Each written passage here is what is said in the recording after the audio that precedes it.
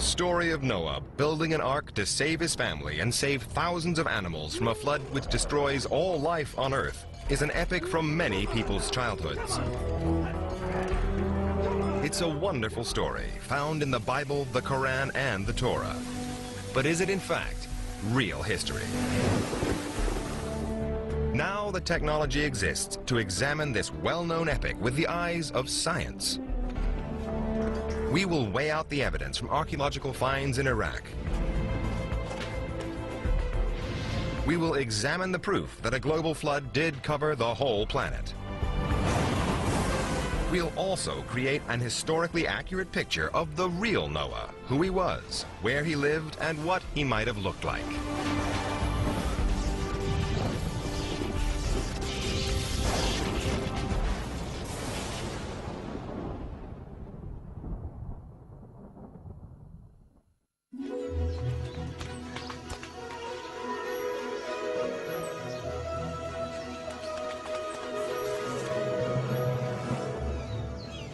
The story of Noah is told in the book of Genesis, in the Bible and the Torah.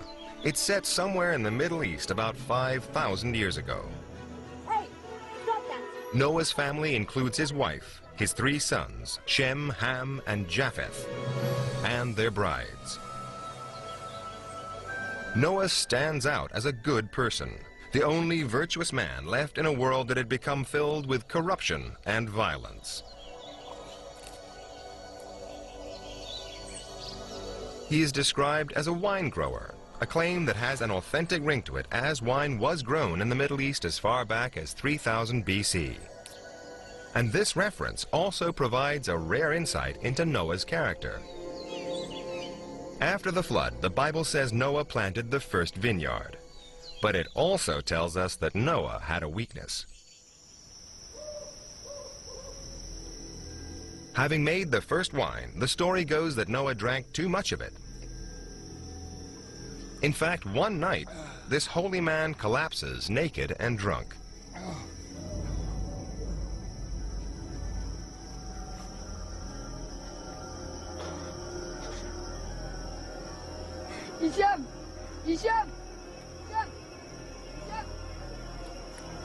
Horrified, his sons Ham and Shem cover their father.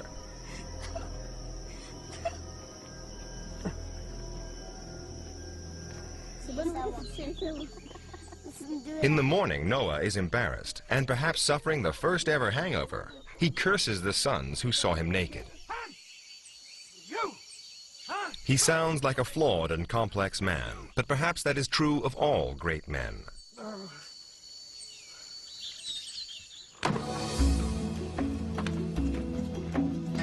But Noah was probably a very reliable man because God gives him a very big mission.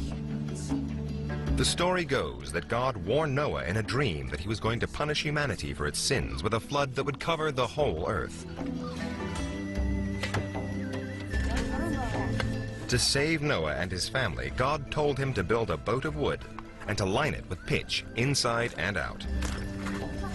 He also ordered Noah to give the ark 3 decks, a roof, and a door. But the most surprising of God's instructions was the sheer size of the ark. The Bible spells it out in cubits. Traditionally, a cubit was the length of a man's forearm, about 1.5 feet. The Bible says Noah built an ark 300 cubits long and 30 cubits wide by 30 high. That's almost as big as modern supertankers and cruise liners like Titanic.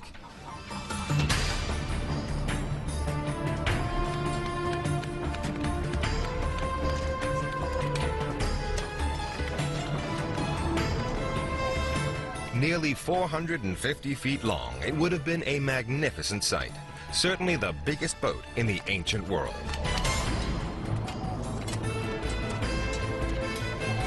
Quite an achievement for an ordinary man. Now, the Bible assumes it was possible to build this monster vessel out of wood alone. It's a pretty big assumption.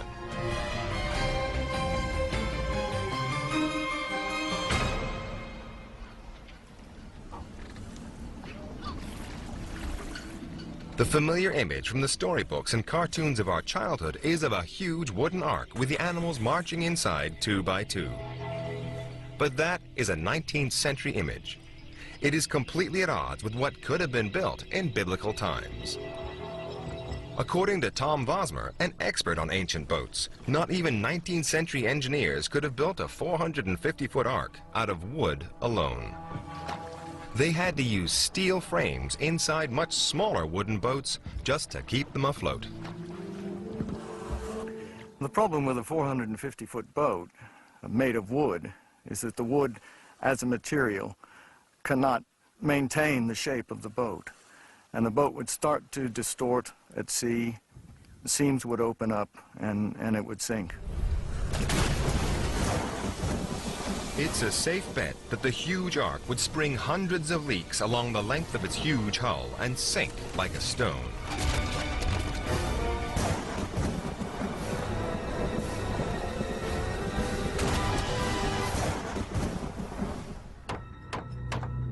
That's not to say Noah didn't build an ark. It's just that it would have been much smaller. Then there's another problem. How could he cram 2 of every different kind of animal into the ark?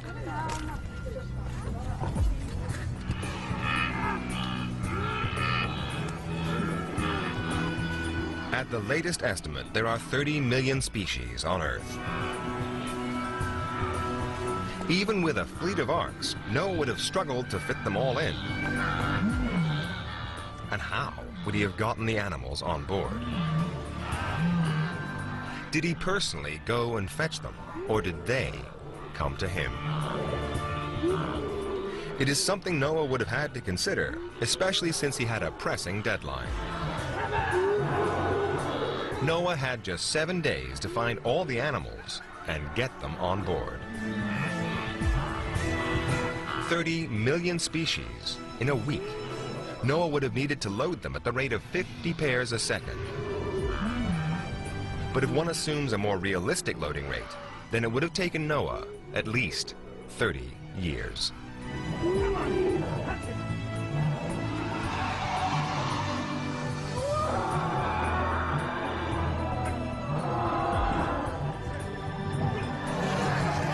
It may seem like there's a stark choice. Dismiss the story as myth or appeal to the hand of God. But there may in fact be another explanation. The instruction to load all the animals could have referred only to all the animals in Noah's part of the world. In fact, the book of Genesis specifies which animals Noah was to load.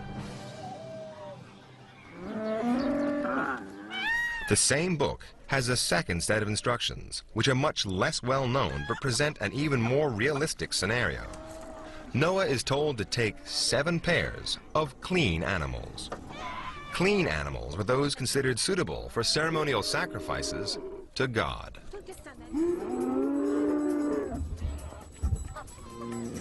The books of Leviticus and Deuteronomy specify 10 such species, including several types of sheep, antelopes, plus cattle, goats, and deer.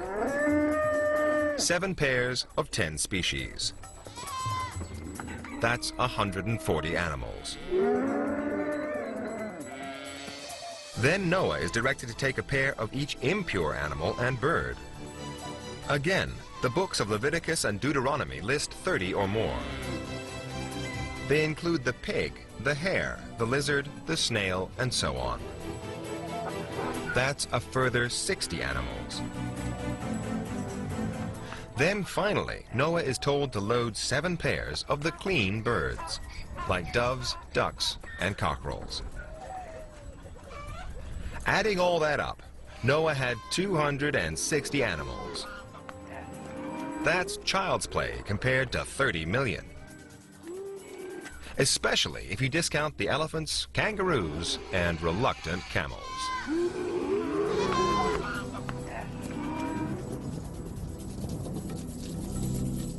A smaller ark and fewer animals. Suddenly the Noah story looks more plausible. But the next part of the story may be the most far-fetched of all.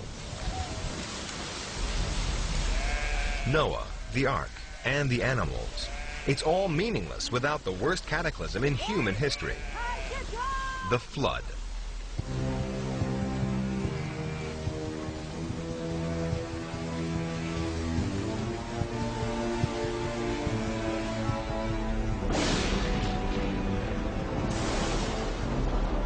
According to the Bible, it rained until the whole world was covered in water. Such a catastrophe should have left evidence all over the planet in the form of uniform marine sediments spread across the earth and the ocean floor. But have geologists found any proof of a devastating global flood?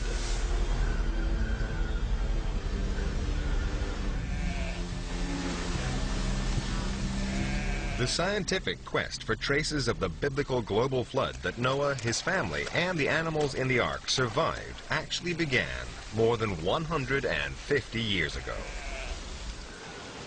But geologist Ian Plimer, after searching across continents, sometimes in the most extreme weather conditions, has found very little evidence. A great flood would leave a signature.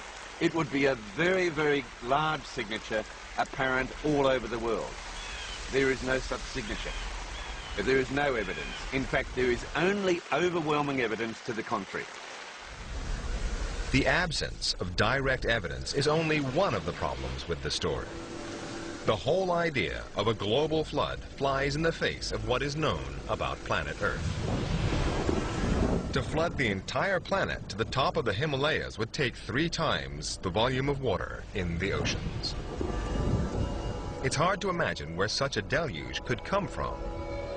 The Bible provides some clues. It says it rained for 40 days and 40 nights. But even non-stop, that's not enough. We know of how much water we've got in the oceans. We know how much water is in the polar ice caps. We know how much water is in the atmosphere, and we know how much water is in the rocks. If we put all of that together, which has happened many times in the geological past, we still do not flood the continents.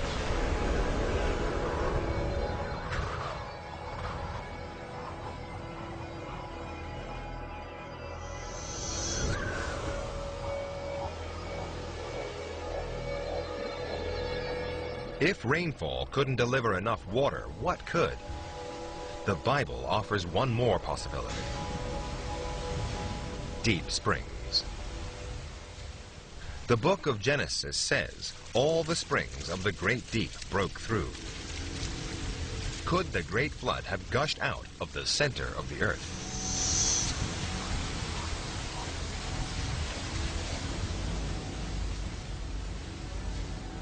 It's an impossibility to have that much amount of water coming out from springs, fountains or geysers.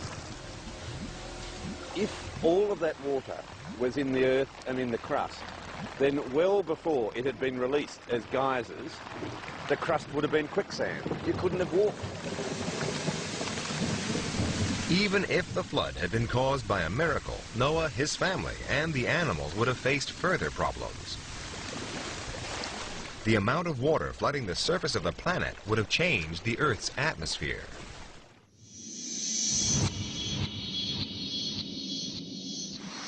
The atmosphere would have had a huge amount of water vapour dissolved in it. So much so that you would have drowned by breathing, and so much so that atmospheric pressure would have crushed your lungs. Geysers present another potentially fatal problem. They release poisonous gases from deep within the Earth's core, which probably would have killed everybody, whether or not they were in the Ark. Geysers pump out huge amounts of noxious sulfur-rich gases. Even before the flood, you could not have breathed.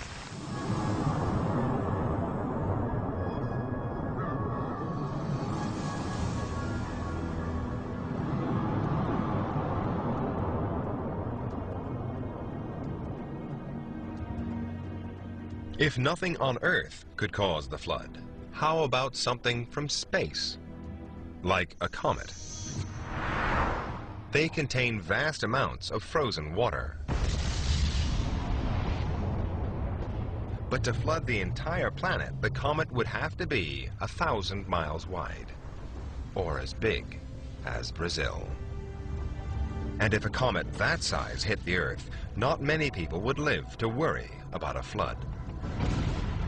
The friction caused by the comet's forced entry into the Earth's outer atmosphere and its impact as it struck Earth would be equivalent to 12 trillion megatons of TNT.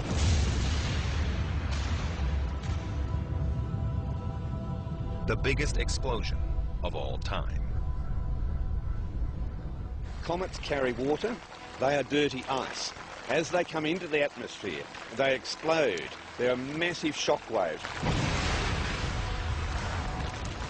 Massive areas of forest wiped out. Huge extinctions of life from a comet. The comet's devastating impact would force the temperature of the atmosphere to rise to 12,000 degrees Fahrenheit. Hotter than the surface of the sun. We would have had no life to go onto an ark.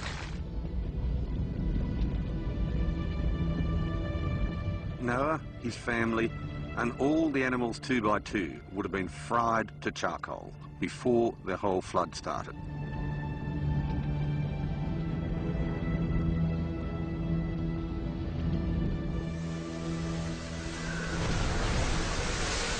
End of story? Not quite.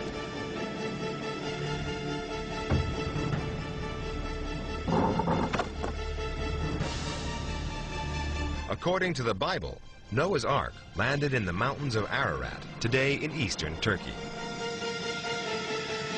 The earth was revealed at last, and the animals disembarked after months below decks to repopulate the world.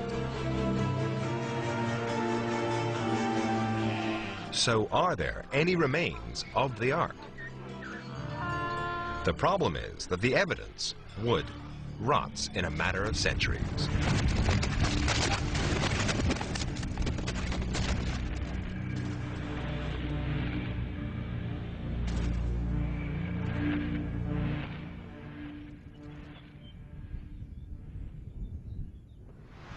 Countless expeditions have been drawn to Mount Ararat seeking to discover the Ark's resting place.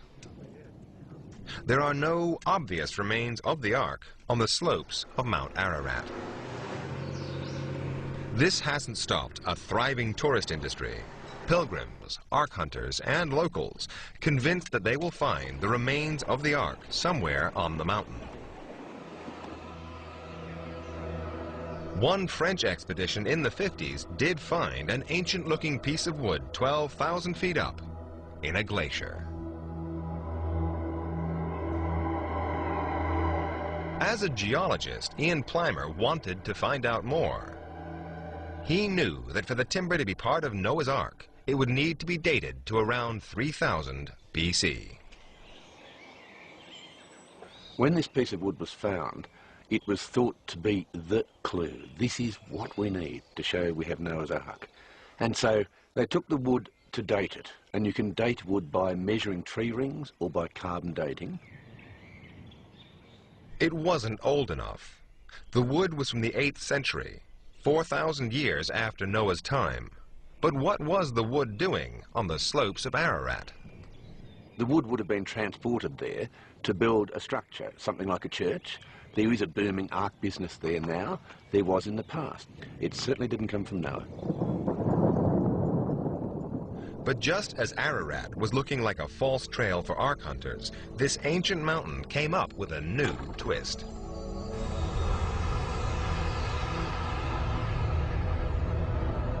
In 1949, U.S. Air Force planes photographed the summit of Mount Ararat.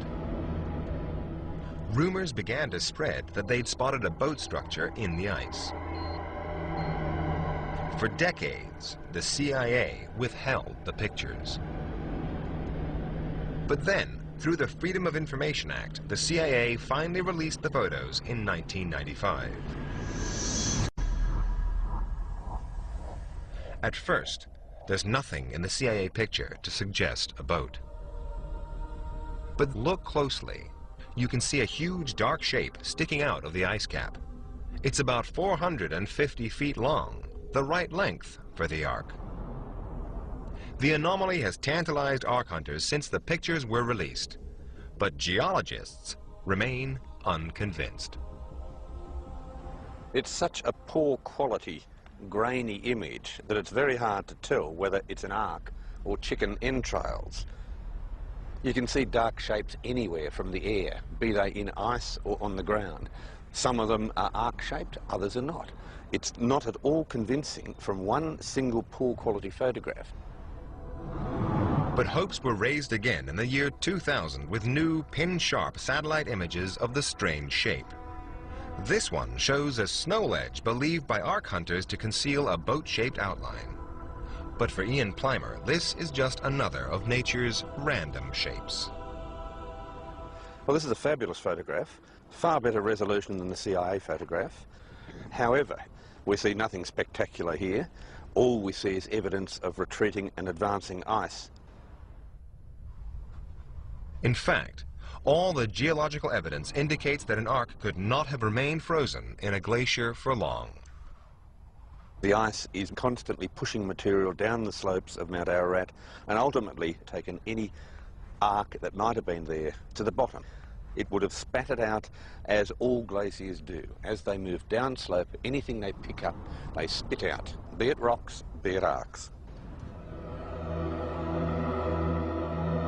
In addition to fragments of wood and photos, there are dozens of alleged sightings of the Ark.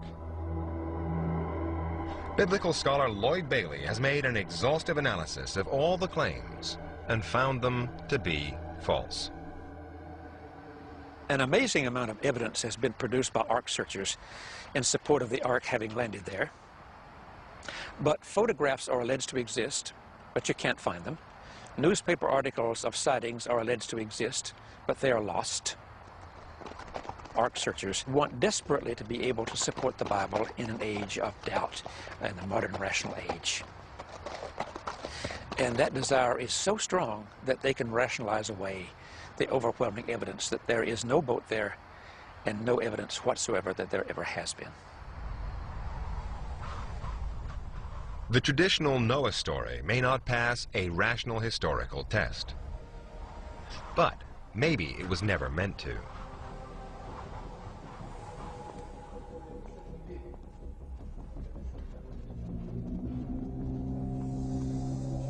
Biblical scholars, using clues in the language used by the Bible, are agreed that the story of Noah was physically written down in the 6th century BC. The scribes who wrote it were Jewish priests who were in exile in Babylon, today modern Iraq. Maybe they sat down one day to make up a cautionary tale about what happens when people disobey God. But it's said that all stories have some seeds of truth. Maybe the Noah story is an exaggeration, an embellishment of something that really happened. 150 years ago, archaeologists made some extraordinary finds in Iraq, evidence that would rewrite the famous story about Noah and his ark full of animals.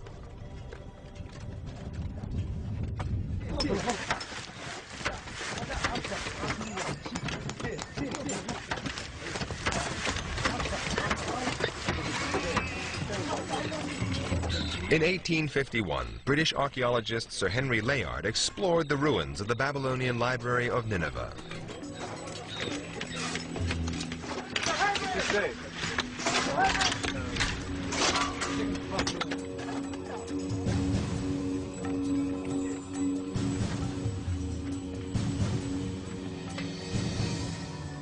His finds were a breakthrough.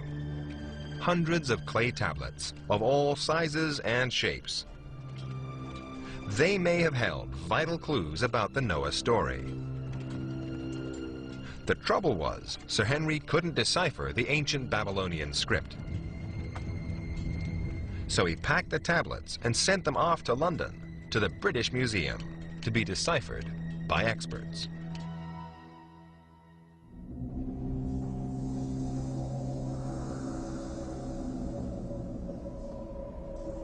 The museum staff had no idea about the sensational information encrypted in the tablets.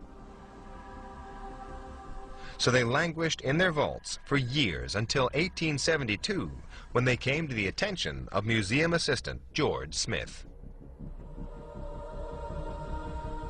Dr. Irving Finkel today runs the department in the British Museum where George Smith worked. Smith had a peculiar quality, tantamount to genius, which meant that he could look at a cuneiform tablet and know what it was about, more than anybody else before him and probably anybody else since. I mean, he wasn't a trained philologist. He knew a bit of Hebrew, he knew a bit of Arabic, he could look things up in the dictionary. But he just had this amazing quality that he could look at a bit of clay which to everybody else looks like a dog biscuit and know what the words meant. And he was the person in our department who read about the flood for the first time. What George Smith discovered among the tablets was an ancient story about a great flood, the Epic of Gilgamesh. It was a breakthrough Smith himself could barely comprehend. The impact on him was something he could hardly control. He dropped the tablet back into the tray like this and started to run around the room holding his head and making funny noises, and according to the narrative which is recorded, he started even to take his clothes off in his agitation, because he was the first person after all that time to read this funny writing and see that there was, to all intents and purposes, the text that everybody knew from the Bible, and it was just too much for him to tolerate. He just nearly went crazy. What seemed to upset him so much were the similarities between the stories of Gilgamesh and Noah. The great gods decided to make a deluge. Build a boat. Take into the boat the seed of all living things.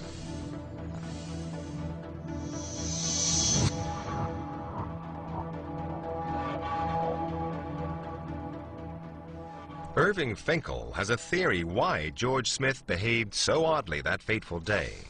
The sheer excitement might have triggered some sort of brain seizure. I was reading something about the history of epilepsy where this phenomenon was described as a particular kind of epilepsy, making this funny noise and trying to disrobe yourself in the agitation of having an epileptic fit of some kind. And it did occur to me to wonder whether the shock that hit him, the real shock, might not have triggered something of that kind.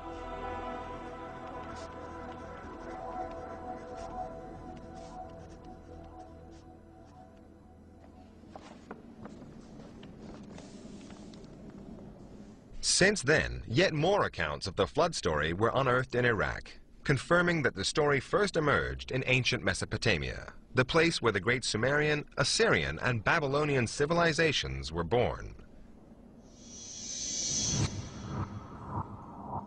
The ancient flood stories had different names and were written at different times. But they all pointed to a common ancestor composed some 5,000 years ago. One original story about a disastrous flood. It is very likely that the biblical story has a Mesopotamian prototype because they are so similar. In both cases, the gods decide to destroy the human race. They do so by a great flood. One family survives in a boat. They take on board animals. They disembark, and then they repopulate the earth. One of the oldest flood narratives, the Epic of Atrahasis, written before the more famous Epic of Gilgamesh, was discovered only recently. Alan Millard found it while sifting through the British Museum's backlog of clay tablets. It made him wonder, perhaps the Bible never meant a global deluge.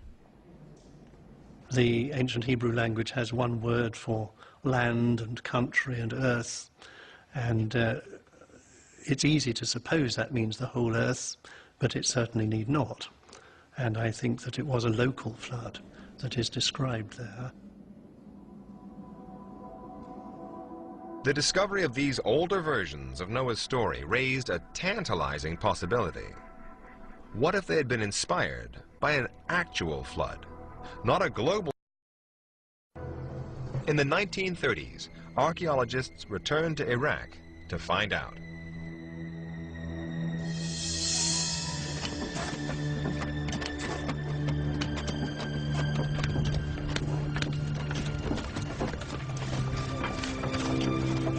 In 1931, a team of archaeologists led by Leonard Woolley and his wife Catherine were excavating the ruins of the ancient Mesopotamian city of Ur. The Woolleys were a colorful husband and wife team, friends of Lawrence of Arabia and of Agatha Christie, the novelist. They left a detailed record of their finds, revealing that they dug 5,000 to 6,000 years into the past, the right time frame for the Noah story.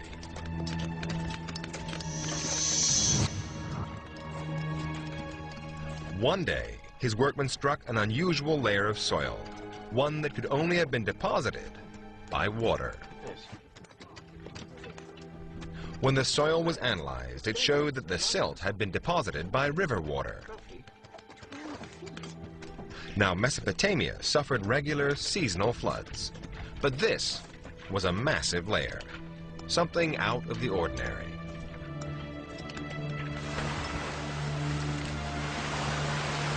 In fact, later archaeological excavations of ancient city streets show that 5,000 years ago, at least 3 Mesopotamian towns were hit by large river floods.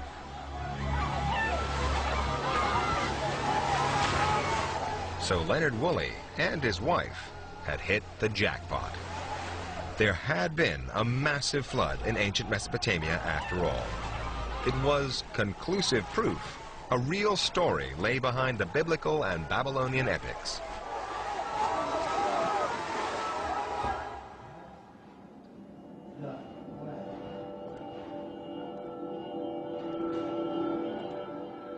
In committing the story to writing, the Sumerian scribes may have embellished it with myths and supernatural events. But there are plenty of practical details too, and they are priceless in reconstructing a story that's historically plausible. However, it does mean starting afresh.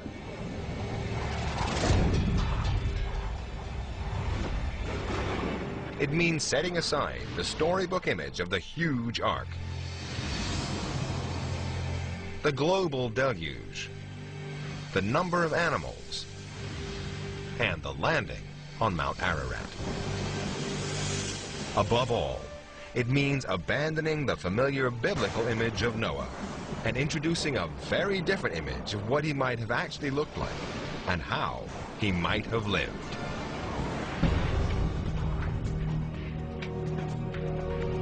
Archaeological finds have established that the Noah story may actually have happened in Sumeria, an ancient civilization in what is now Iraq.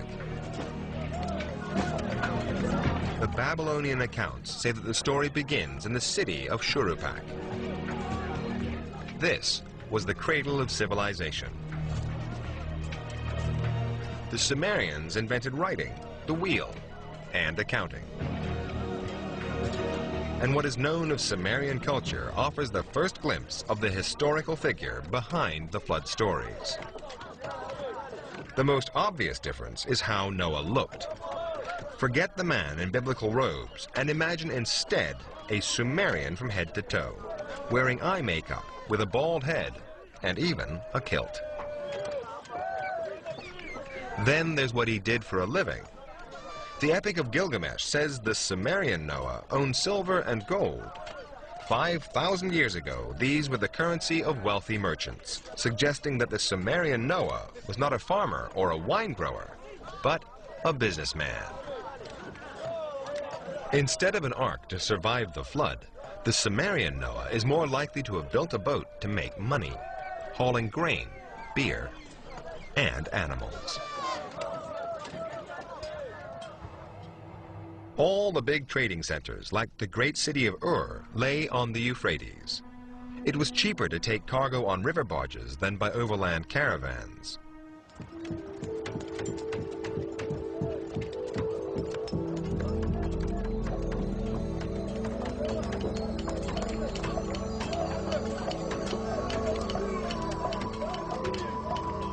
The question is, how big a barge did this Noah have? The Sumerians used a variety of boats on the Euphrates, from small reed canoes to wooden ones 20 feet long. But the Babylonian sources agree the flood boat was much bigger than those. There was an obvious incentive for merchants to build the biggest commercial river barge possible. But they would have been limited by the technology available. No remains or inscriptions of large Sumerian boats have been found yet. So instead, marine archaeologists have asked how big a boat could the Sumerians have built with the available know-how.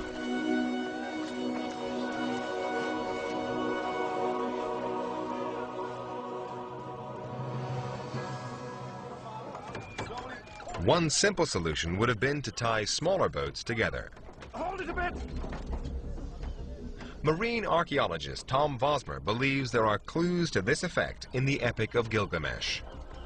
It says that the boat was divided in sections. Probably one of the best ways to do it would be to build it in units, such as the size of this, and use it as a pontoon in a river barge, actually. And hold a number of these together, lash them together with some rope and heavy timbers, and then they could build the ark on top of that. And it was probably a system that could have been used on the rivers quite easily.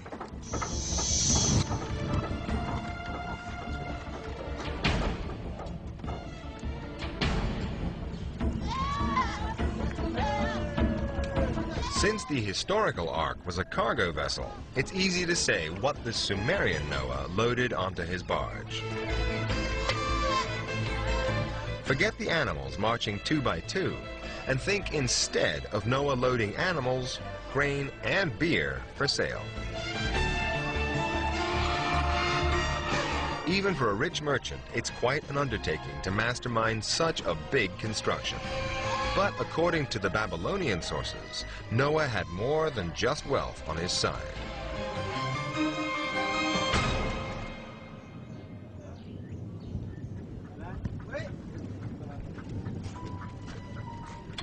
They say Noah was the king of the city of Shuruppak, but he wasn't above the law.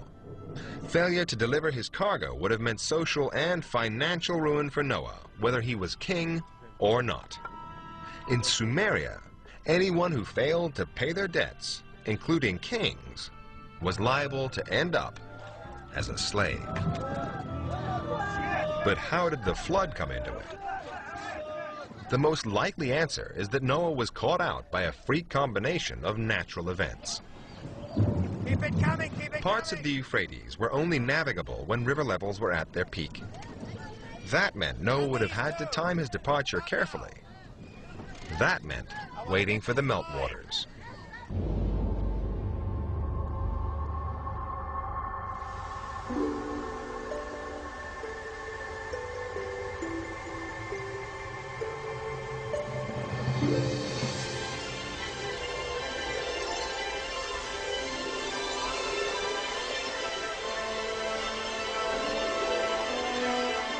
Melting snow from the Armenian mountains increased the flow of the Euphrates in July. Records indicate that only then were the river channels deep enough for large vessels.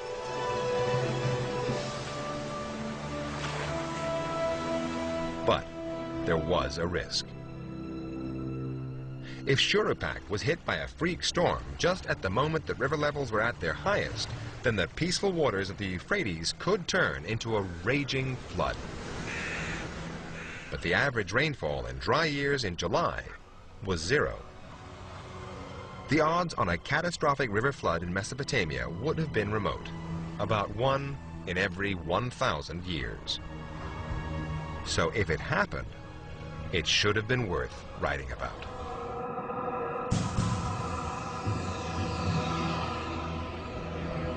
The Babylonian tablets say that on the day of the flood, Noah and his family were having a banquet on the barge.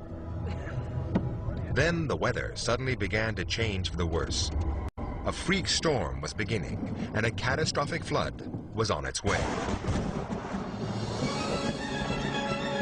A storm that would threaten Noah's very survival.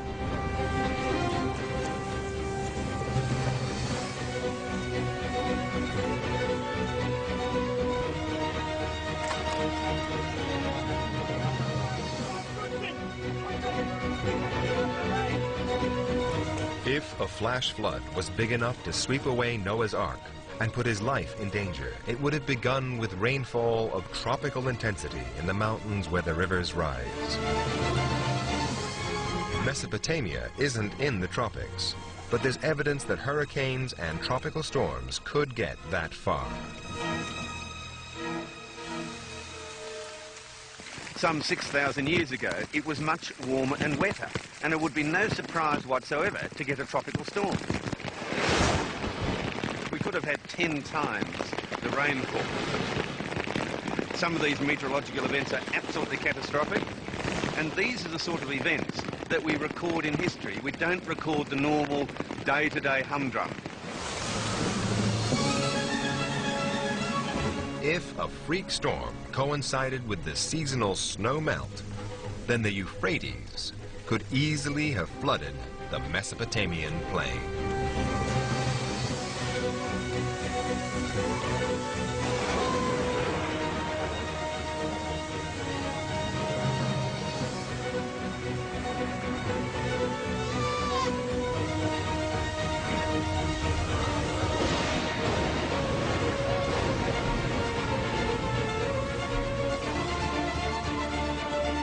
The Bible says the storm lasted for an incredible 40 days.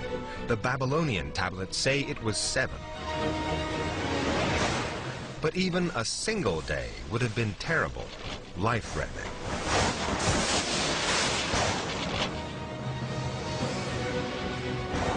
With much of his cargo left behind or swept away, Noah's barge would have been at the mercy of the raging Euphrates.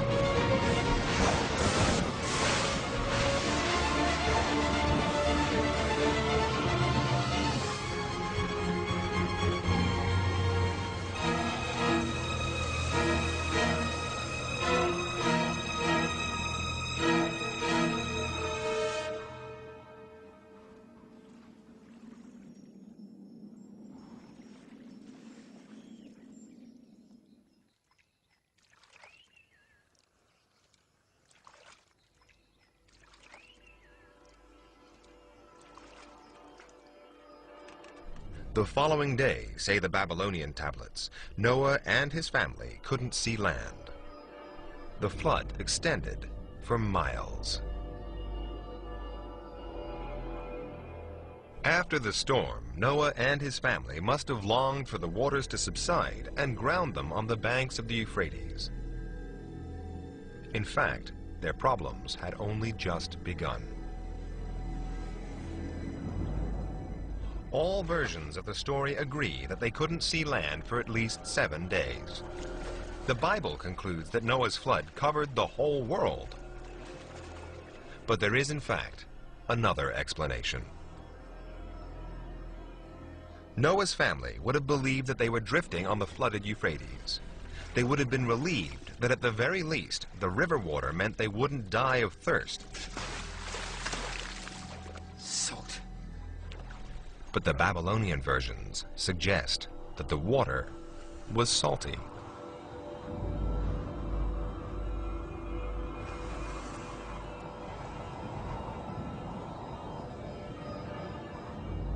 Noah's Ark was no longer drifting on the flooded Euphrates.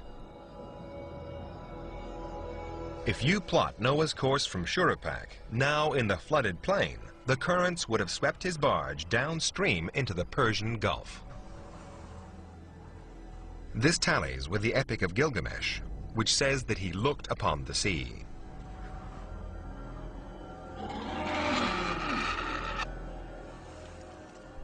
There's no telling how long Noah and his family would have stayed marooned in the Persian Gulf. The Bible records more than a year.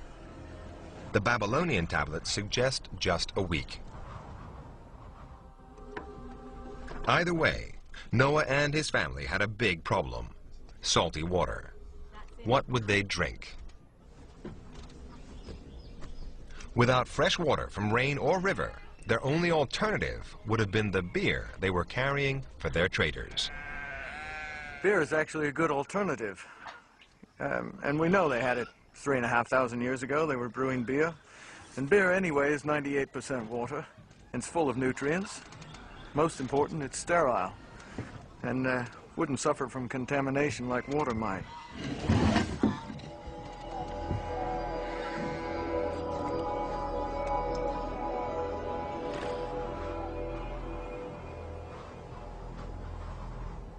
One of the hallmarks of the Noah story is that the ark is said to have landed in the mountains of Ararat. But if there was no global flood, then it's far more likely that it landed somewhere else altogether. The mountains of Ararat lie to the north of Shuruppak. Swept downriver, the barge would have grounded 500 miles away on the shores of the Persian Gulf. In the Bible, once the ark has grounded, the story is almost over. But the Babylonian tablets hint that Noah's adventures were far from over. There are several puzzling references. One talks of the overthrowing of his kingship. Another says the flood hero was expelled.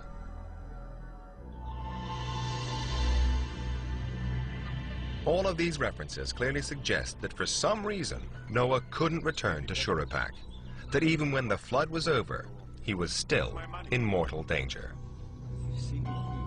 The most likely explanation is that many of Noah's creditors had survived the deluge, had tracked him down, and were now demanding their money back.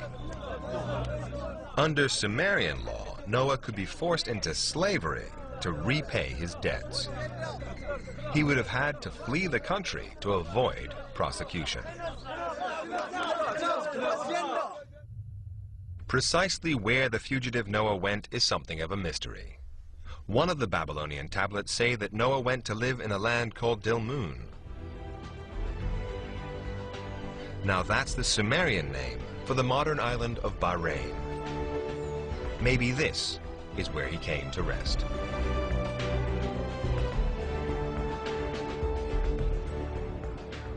That is where, after the flood was over, the Babylonian Noah was settled by the gods. Apparently it was a pleasant place to be, where he could exist without much work and pass the time away as he pleased. If he did end up in Dilmun, then the modern island of Bahrain may have a remarkable secret.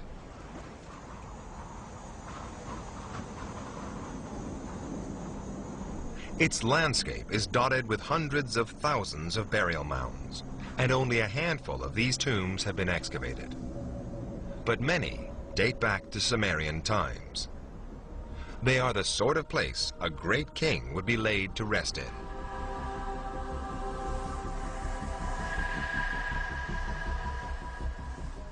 In time, the memory of a king who survived a flood could have been turned into a great Sumerian legend. It would have been embellished with miraculous and mythological elements.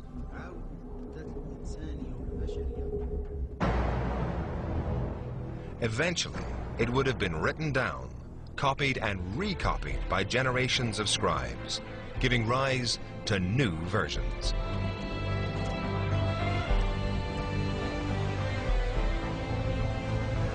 "2,000 years later, one of these versions, languishing in a library in Babylon, could have come to the attention of the Jewish priests who wrote the Bible. When they first read the story, how could they fail to recognize the lessons it offers? If humankind falls short of God's laws, there's a dreadful price to pay. Behind that moral message lies one of the world's great stories. And behind that story, we can just glimpse a real man, a real boat, and a real adventure.